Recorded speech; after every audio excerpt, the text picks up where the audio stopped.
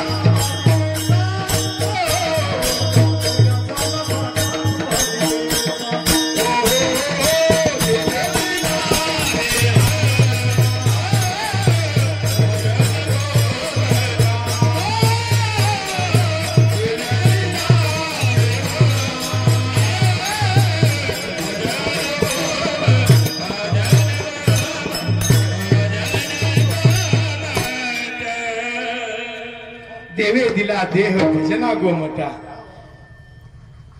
हा देह दिला कशाला? भजना गोमटा. आपण फक्त काय केलं? एक काना एक मात्रा दिला. काय झालं? भोजना गोमटा.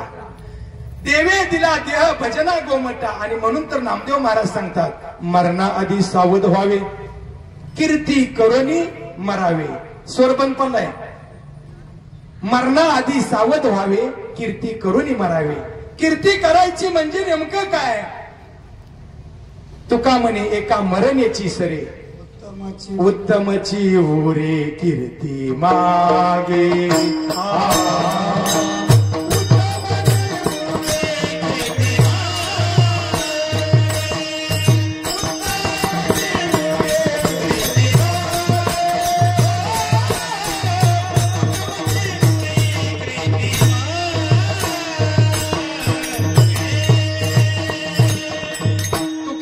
एका मरणेची सरे, उत्तमची उरे कीर्ती मागे. आपली कीर्ती मागे राहिली पाहिजे. म्हणजे नेमकं काय करायचं?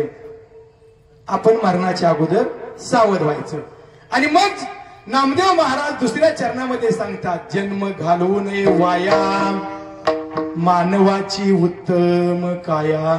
हा देह पुन्हा आपल्याला भेटणार नाही, आणि जरी भेटला तरी आपल्या भारतात भेटणार नाही. भारतात भेटला तरी महाराष्ट्रात भेटणार नाही, आणि महाराष्ट्रात भेटला तरी सोलापूर जिल्ह्यात भेटणार नाही. सोलापूर जिल्ह्यात जरी भेटला तरी नात्यापुत्यात भेटणार नाही. नात्यापुत्यासारखं पवित्र क्षेत्र नाही.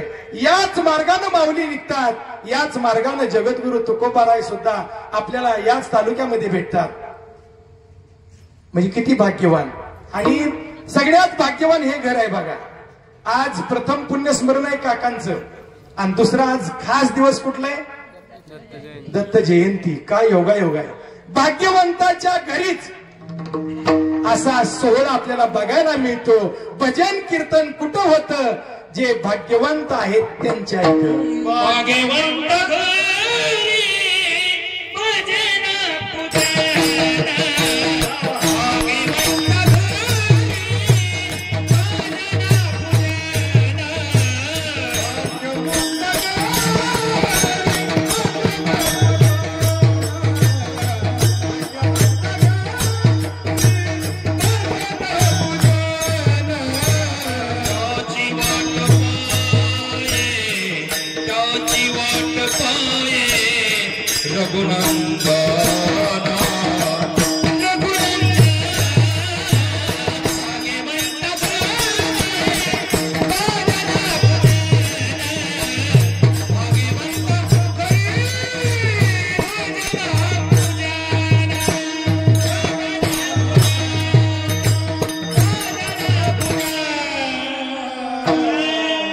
उजवा हात डाव्या हातावरती मारायचा, त्याला म्हणतात टाळी.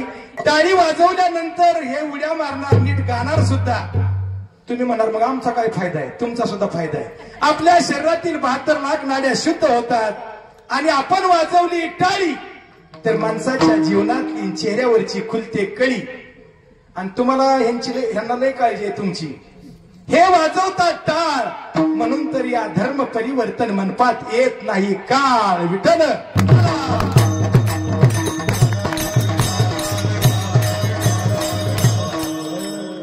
जन्म घालवू नये व्यायाम, मानवाची उत्तम कायाम. आणि मग नामदेव महाराज अभंगाच्या शेवटच्या चरणात काय सांगतात? नामा म्हणे मनुष्य जन्म, सर्व जन्माहुनी उत्तम. माणसाचा नरदेह आपल्याला मिळालेला आहे. नरदेह मिळाला पण आपल्याला कळाला नाही. कुणाला कळाला नाही? ज्यांना माहित आहे ना आज कीर्तन आहे, आपण मंडपामध्ये येऊन बसावं, त्यांची बुद्धी झाली नाही, त्यांना कळाला नाही. आपल्याला कळाला, मिळाला पण आणि कळाला पण, म्हणून तर आपण या मंडपामध्ये आहे. म्हणजे आपलं भाग्य खरंच मोठं आहे. विठ्ठल विठ्ठल.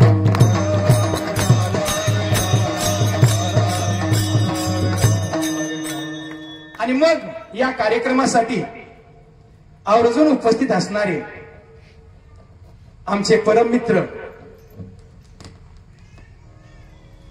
उत्कृष्ट असे कीर्तनकार, हरिभक्तीपरायण शिवाजी महाराज कीर्तक आपल्याही चरणावरती नतमस्तक होतो. आणि दुसरे गायक आहेत ना, आपल्याला असं वाटतंय काय शिक्षण झालं असेल माणसाचं, अक्षर ओळख सुद्धा नाही, पण आवाजात एवढा गोडवा, एवढा गोडवा, जी कुठं कोण ऐकत असते कोकिळला सुद्धा वाटावं आपला कंठ बंद करावा आणि आप्पा महाराजांचंच गाणं ऐकावं असे आप्पा महाराज. आता नाव मी त्यांचं सांगणार नाही, नाव जर सांगितलं तर तुम्ही मनपात बसणार नाही. त्यांचं नाव आहे वाघ मारे. वाटतंय का तसं? काय होतं अन्नावर काय अवलंबून आहे शिवाजी महाराज? एका मुलीचं अन्नाव होतं बघा उदास. काय होतं? अन्नाव उदास होतं. पुरीला सारखी वर्गातल्या मैत्री म्हणे ए उदास इकडे ये, ती तर प्रसन्न असायची. तिला काय म्हणायची? ए उदास इकडे ये. ती वैतागली. आईनं सांगितलं उगं टेन्शन घेऊ नको, आपलं नाव काय पण असू दे, लग्नानंतर तुझं नाव बदलतं, तू टेन्शन घेऊ नको. मग त्या आनंदामध्ये ती राहिली. लग्न जमलं आणि लग्न जमल्यावर सुद्धा नाव असं मिळालं. म्हणतो आपण म्हणतो ना भीत्या पोटी ब्रह्मराक्षस. ह्या नावाला कंटाळली आणि लग्न ज्या नवरदेवाबरोबर झालं त्याचं नाव होतं गाया. विठ्ठल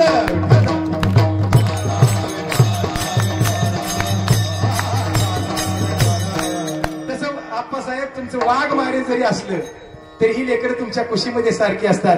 ज्ञान मंदिर वारकरी शिक्षण संस्था दहेगाव यांचे सर्व हे विद्यार्थी बाल कलाकार या ठिकाणी आपल्या समोर आहेत. त्याचप्रमाणे विनेकरी नारदासारखे तुम्ही शोभताय आज. विनेकरी बाबा तुम्हालाही धन्यवाद. आणि सगळ्यात महत्वाचं जे चित्रीकरण करतायत ना, आणि आपण यांचं कीर्तन, आपल्या काकांचं कीर्तन कायमस्वरूपी आपल्या जीवात जीवमान असेपर्यंत आपल्या पिढ्यानपिढ्या आपल्याला बघता येईल असे निखिल महाराज आपल्याही चरणावरती नतमस्तक होतो. आणि सगळ्यात महत्वाचं तुम्ही म्हणाल तुम्हाला साथ करणारे आहेत त्यांना तुम्ही धन्यवाद दिले, पण माझा प्राण, गायकांचा प्राण जे आहेत ना ते तिकडे बसलेत बघा कोपऱ्यात. दहेगावचे गुळीक साऊंड सिस्टीम वाले तुमच्याही चरणावरती नतमस्तक होतो, नाहीतर पुन्हा खुट काहीतरी व्हायचं. आता हे सगळे माझ्यासाठी देव आहेत. सगळ्यांचे चेहरे माझ्याकडे रागानं बघायला लागलेत. हे म्हणते तुम्ही हे तुमच्यासाठी देव आहे आणि तुम्हाला बाबा काय दगड दिसतोय का? अहो हे माझ्यासाठी देव आहेत, पण तुम्ही माझ्यासाठी महादेव आहात. तुमच्याही चरणावरती नतमस्तक होतो. विठ्ठल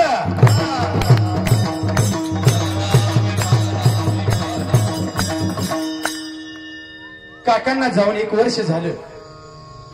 हा मृत्यूलोक सोडून काकांना 1 वर्ष पूर्ण झालं. ज्या ठिकाणी काका गेले त्या ठिकाणी तुम्हाला जायचंय, मलाही जायचंय. एक ना एक दिवस प्रत्येक व्यक्तीला त्या ठिकाणी जायचंय.